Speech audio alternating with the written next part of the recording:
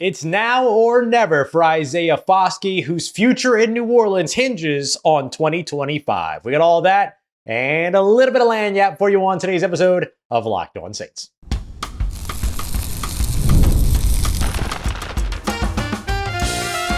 You are Locked On Saints, your daily New Orleans Saints podcast.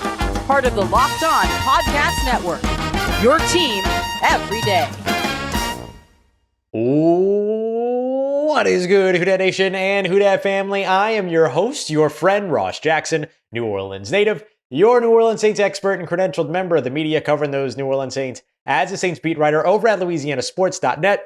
And on today's episode of Locked On Saints, Kelvin Banks Jr. might be the least talked about first round pick for at least the recent history of the New Orleans Saints that I can remember. We'll take a look at the first round pick that could be the saving grace for the New Orleans Saints offensive line. We'll also take a look at how the New Orleans Saints can and must eliminate big plays over on the defensive side of the football. And we're going to kick everything off with a look at Isaiah Foskey. Going into his third year, now is a make or break season for the young edge rusher. We got that coming up for you on today's episode. We appreciate you very much, whether it's your first time or your next time being here with us this time, making us your first listen and being an everydayer here on the show, which is a proud part of the Locked On Podcast Network, your team every day. Isaiah Foskey's now or never season is, well, both now and hopefully not never for the young man. Going into 2025, this is the most important season for the young edge rusher. And I want to take a look at some of these prospects that are kind of, or not prospects, but players that are in this kind of situation. So we always kind of have these like overlapping series over the course of the offseason. So in addition to our offseason grade series, I want to take a look at some of the now or never make or break guys going into 2025. And I wanted to start off with Isaiah Foskey because he might be one of the most interesting cases of now or never, because he might be in the best position of his career going into 2025 at the same time. So it actually lines up pretty well for the guy that is, mind you, the number one player on Notre Dame's 137-year existence when it comes to most all-time career sacks, or most career sacks all-time. Isaiah Foskey is at the top of that list at one of the most storied franchises, or one of the most storied athletics programs in college football with Notre Dame. He had 26 and a half sacks effectively over 3 years. He played 4 years at Notre Dame, but his first year only appeared in 4 games, had 4.5 sacks his first year, and then 11 in back-to-back years after that. But then all of a sudden he arrived here in New Orleans, and he went from being, we've talked about him before in this stand-up Viper role, to where he was like a little bit of a hybrid pass rusher linebacker in that way. And then he arrived here in New Orleans, and then he became a hand-in-the-dirt run defender, effectively, in Dennis Allen's system, and then eventually got relegated to a special teams role. And so now, in his third of 4 years, remember, he's a second-round pick, so there's no fifth-year option in conversation here for Foskey. He's instead going into this third year, which could make or break his entire future when it comes to his time, at least here in New Orleans, and potentially his time in the NFL as well. And I do think that he's a talented player. And right now, he's going into what might be the most comfortable situation he's been in so far since he entered the league, because he's going to be asked to do what it is that he does well, which is stand up, be fast, rush the passer.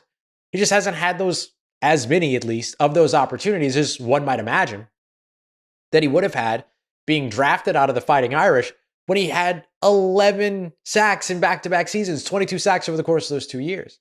And so now he kind of is in the mix along with Chase Young, Carl Granderson, Cam Jordan, Fadil Diggs, and then I would throw in Jasheem Davis there as well, one of the undrafted free agents that they brought in from Wake Forest, as kind of this New Orleans Saints edge rusher group. The Saints didn't do a lot of work at edge rusher this offseason. They drafted Fadil Diggs in the 7th round. They brought in Jasheem Davis as an undrafted free agent. They re-signed, and this was their biggest investment, re-signed Chase Young. We talked about that, what that could mean for the Saints in a previous episode. But for Foskey, this season is kind of it. This is the proving ground for him at this point, because I expect that we're going to see a lot of roster turnover on the defensive side of the football next year, really potentially on both sides of the football next year. But if you think about it, Cam Jordan, Demario Davis, Tyrann Mathieu, those are the ones that will have all the question marks around them. Do they get another year? Do they not get another year? So on and so forth. When it comes to 2025 wrapping up and going into 2026. And so if Cam Jordan, let's say that 15th year is his final year, the Saints move on from Isaiah Foskey as well and now have two very important rotational holes to fix when it comes to the edge rusher spot? Or can they get enough out of Isaiah Foskey in 2025 to at least make him stick around for the rest of his rookie contract? This is a very important year. You look at guys like Trevor Penning, he's definitely on that list. If Alontae Taylor doesn't get an extension before the season, which I think is very possible for him, he would be on the list in terms of guys that can make real opportunity for themselves moving forward. I wouldn't put either of those guys in kind of the maybe Trevor Penning goes in the now or never category because they didn't pick up his fifth-year option, so it's literally his final year and opportunity. I wouldn't necessarily put Alontae Taylor there, but if he doesn't get paid in 2025 or before 2025, he needs 2025 to go well so that he can get paid after 2025, right? Isaiah Foskey could potentially be hanging on to a roster spot going into this season, or at least fighting for a roster spot going into this season. And so for New Orleans, putting him in the best possible position to succeed is going to be good for him. Could be really good for New Orleans too, because what if they find out that, oh, wait, who'd have thunk it? Isaiah Foskey was just not being utilized the way that actually operates or goes to his, works in his favor, or operates in, relies on his strengths, or elevates what it is that he already does well, much like we've seen with Zach Bond. I would throw, Alontae Taylor on that list. Hasn't been maximized the way that he could be maximized. Ideally, we see that this year. Now Isaiah Foskey also on that list too. And so I think there's an opportunity here to see potentially Isaiah Foskey really make something for himself. It doesn't mean that he's got to have 11 sacks in 2025. But if he, in his rotational role, gets to the quarterback, I'm going to say a few times, 3, 4, 5, 6 times, then I think that there's something to say about his ability to grow more in a fourth year and in a second year in a system that supports his talent. And so that's what I'm really intrigued to see around Isaiah Foskey. Now, it's not just going to come down to the pass rush for him. He's going to have to be able to contribute as a run stopper over on the edge as well. You might remember that when he was selected, one of the things that Dennis Allen talked about was how much he was going to be able to help because of his athleticism. Foskey's a lot faster and more athletic than I think people think he is. But he mentioned that his athleticism would allow the defense to be able to perform a little bit better going up against those mobile quarterbacks. Well, here could be a massive opportunity for that, because if he's playing sort of that hybrid pass rusher role, he'll get the opportunity of the outside alignment, and he'll also get the benefit of when he has to drop back into coverage in the flats and things like that, that it's zone coverage. His eyes are on the quarterback. He has an opportunity to pounce if that quarterback gets outside the pocket, tries to run, whatever might be required of him. And so that gives Foskey not only the opportunity to make an impact as a pass rusher, but to make an impact in the run game, limiting some of these quarterbacks, all of these other pieces as well. So a very, very important season upcoming for Isaiah Foskey, a real now or never make or break opportunity, because he could extend his window here in New Orleans, or it could be the end of his time in New Orleans, depending upon how 2025 goes. Coming up next, the New Orleans Saints must eliminate the big play. Let's discuss how they can get it done on the defensive side. We got that coming up for you as we continue on with today's episode of Locked On Saints, part of Locked On Podcast Network, your team every day. Today's episode brought to you by our friends over at Rougette. Maybe you've heard of Viagra and Cialis. Heck, you might have even tried those as well. But maybe you want to do something that's a little bit different than the old pill. And this is where Rougette Ready comes in. Now listen, it's a little bit different, right? This is a tab 3-in-1 formula that dissolves under your tongue and then kicks in within 15 minutes. Some of those pills can take up to hours to kick in, and has effects that last up to 36 hours, allows you to stay confident, maintain and be in control in the moment when the moment is right, all those other things. 150,000 men have already made the switch away from the pill. So go and check them out today. You can head over to rougette.com/LockedOnNFL and use code LockedOnNFL to get 15% off today. That's RUGIET.com/LockedOnNFL. Promo code LockedOnNFL for 15% off. Individual results may vary with prescription treatment. Compounded drugs are permitted to be prescribed under law, but are not FDA approved and do not undergo FDA safety, effectiveness, or manufacturer review. Please visit Rougette website for full safety details. All right, family, the New Orleans Saints must eliminate the big plays over on the defensive side. We spoke in yesterday's episode about why they need the explosive plays over on the offensive side and how they can get there. Kellen Moore, scheme, speed at wide receiver, improved run game, all those other things. But now I wanted to look over the defensive side, a little bit less scheme, more about personnel in terms of what the Saints have done, in terms of active moves that they have made towards improving some of the explosive plays they've given up over on the defensive side. We'll take a look at the run game, and then we'll jump over to the passing game as well. What happened, what can happen, and who's going to help them get there is what we're going to focus on throughout this segment. We appreciate you very much for making us your first listen and being here with us today. Hope that you continue to be with us as we continue on Monday through Friday here at Locked On Saints. All right, so for the run game, which is where I want to start. It's where the NFL game starts. It's where I'd like to start too. The New Orleans Saints gave up and surrendered 18 20-plus yard runs last season. Now, depending upon which site you're using and who you're talking to, the definition of an explosive run play kind of varies. For some, it's 20-plus yards, just like with the passing game. For others, it's 15-plus yards, 5 less than the passing game. Either one makes sense to me. I'm using the NFL's tracking, which shows 20-plus yard plays and 40-plus yard plays.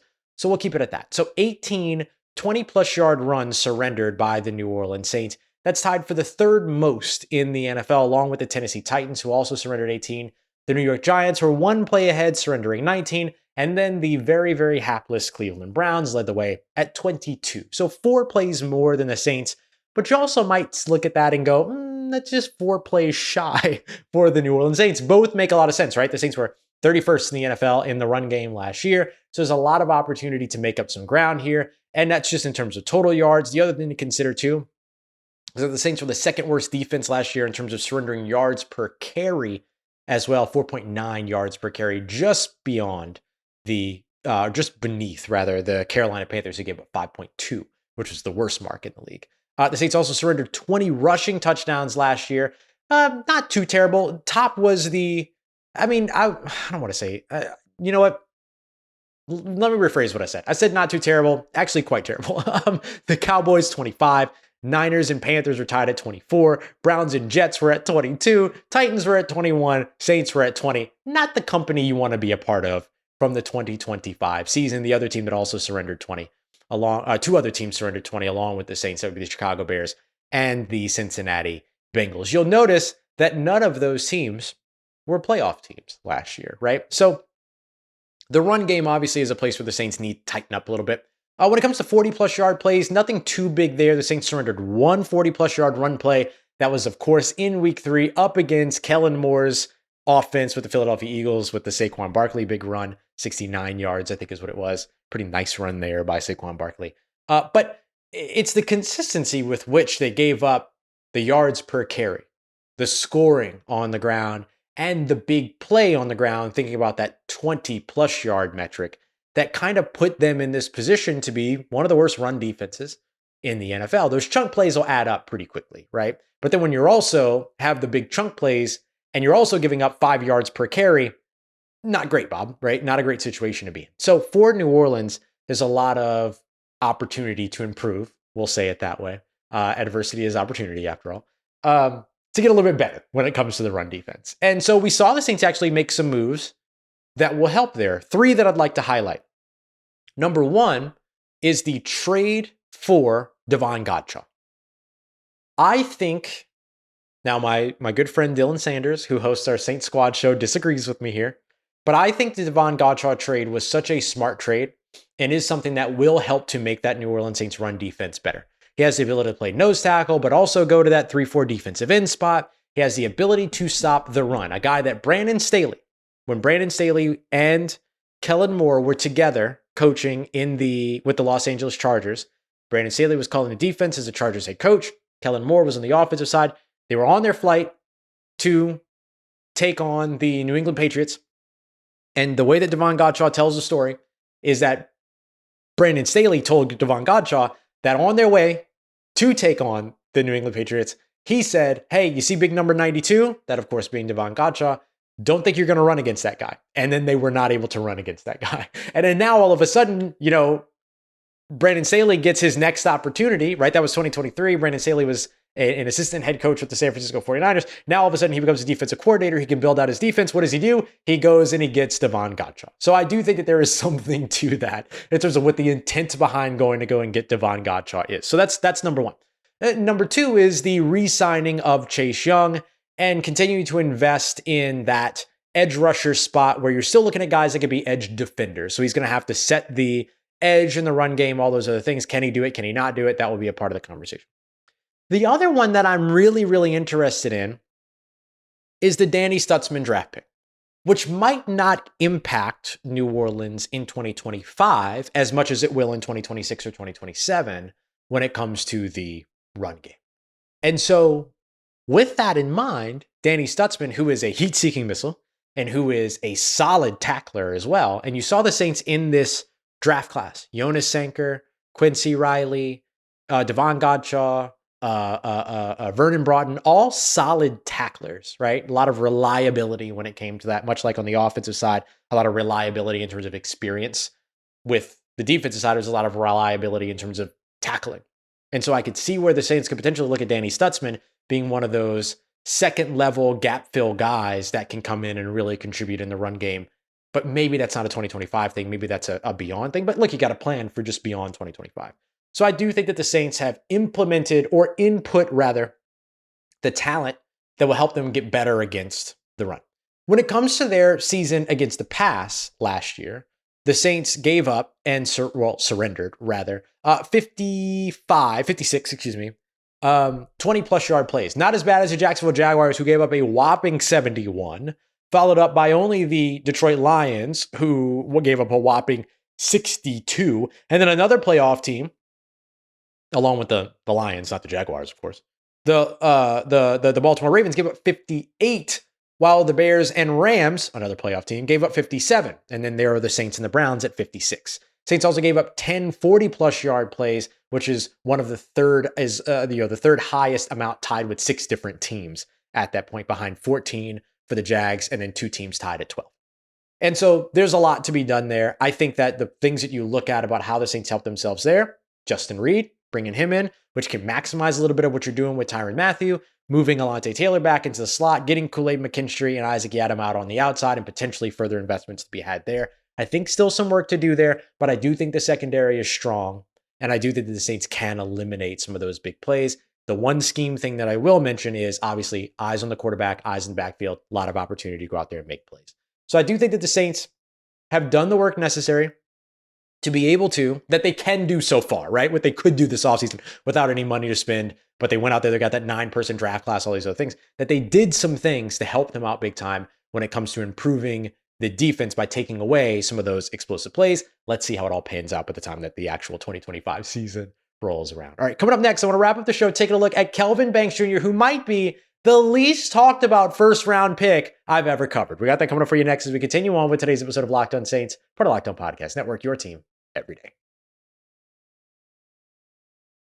Today's episode of Locked On Saints is brought to you by friends over at Monarch Money. Have you ever felt like it should be a little bit easier for you to manage your finances? Well, now it can be. Think of Monarch Money like your own personal Kai Harley to help you manage your funds. Everything you need all in one app, whether you're taking a look at getting ready for a big purchase, maybe you're just worried about growing your savings, they're going to be able to help you out a ton. I don't talk about this very much, but like when I travel for games and the combine and all of this stuff, like that's my money that I'm spending. And so that's business expense stuff that I put off to the side and everything, and then taxes and everything. And Monarch Money has been incredibly helpful in helping me maximize those expenses as well. So if you own a small business or like me are a small business in a way, Monarch Money is awesome in terms of helping you save up for your goals, achieve your goals, and benefit from those goals as well. So take control of your finances today with Monarch Money. Use promo code LOCKEDONNFL at monarchmoney.com for 50% off of your first year. That's monarchmoney.com. Promo code LOCKEDONNFL for half off your first year. Let's get it, Who Dat Nation, and wrap it up today's episode of Locked On Saints with a look at Kelvin Banks Jr., who might be the single least discussed New Orleans Saints first round pick that I can remember. The only one that kind of comes to mind might be Cesar Ruiz in a way. But even Cesar Ruiz was like often covered because of the other players that were on the board when he was selected. Was he the right choice? Was he not the right choice? All these other pieces. And so there was still a lot of conversation around him. But Brian Brzee, we all knew that that's where they were going. Chris Olave, Trevor Penning. There's been so much conversation about those guys. Peyton Turner went very discussed because it was such a bad pick.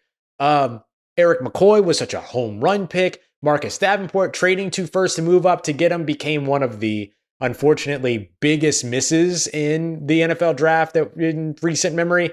And obviously that got a ton of conversation. Marshawn Lattimore, Ryan Ramczyk going back there. Sheldon Rankins was this nice safe pick, but a really good one. Andrus Peat, same thing. So really, like, you look at the last 10 years of first round picks for the New Orleans Saints, and it is shocking how little we have talked about Kelvin Banks Jr. And there's 2 core reasons why. One of which is just the reality of the situation, and the other one's actually a really, really good sign.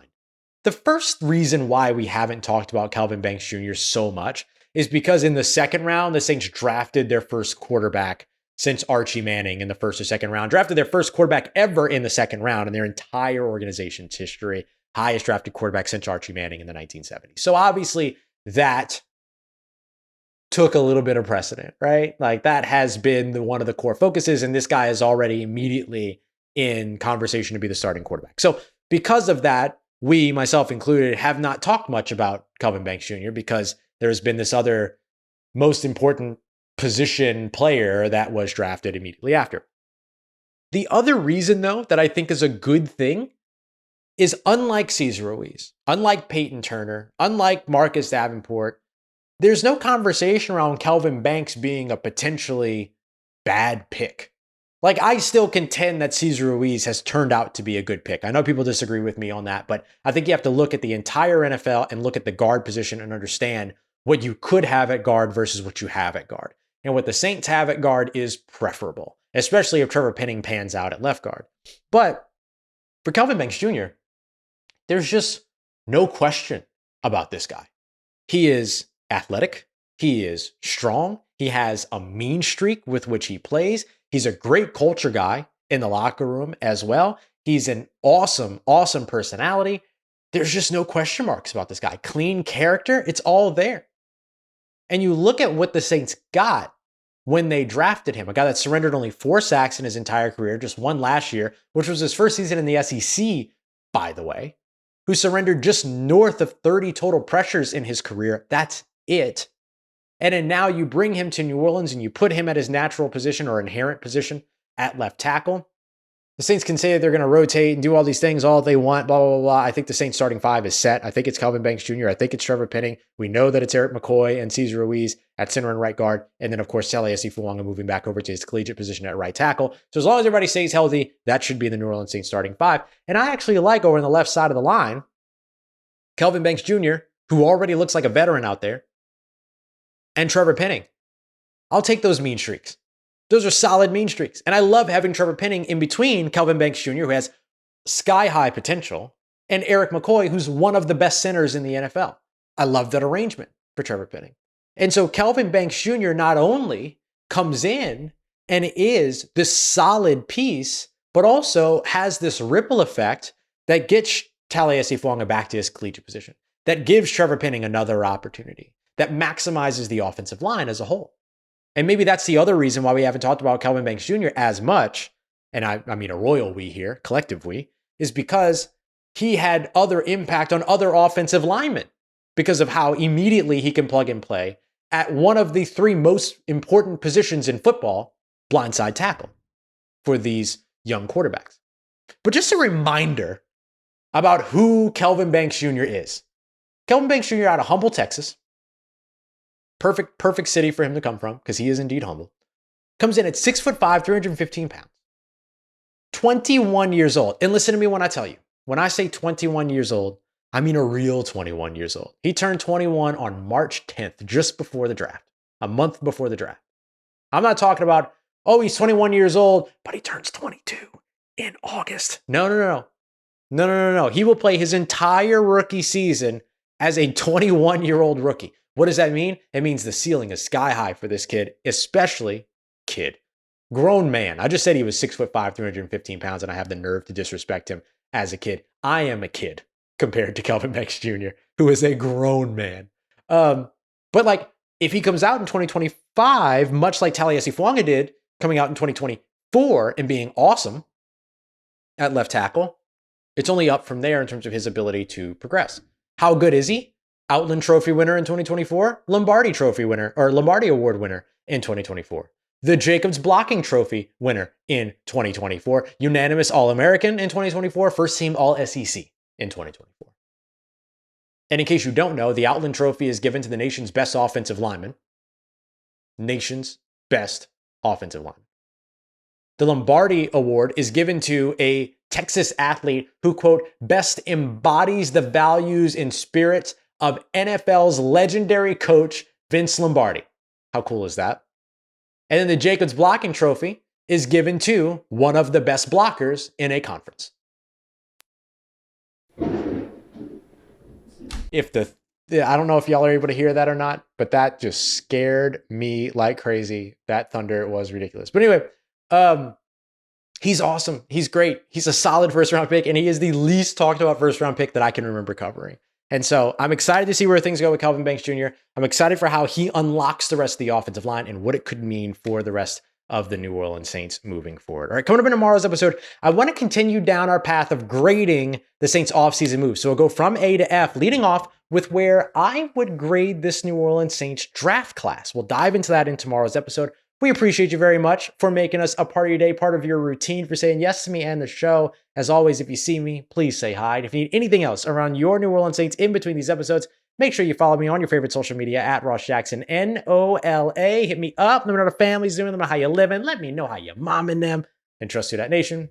I'll holla at you.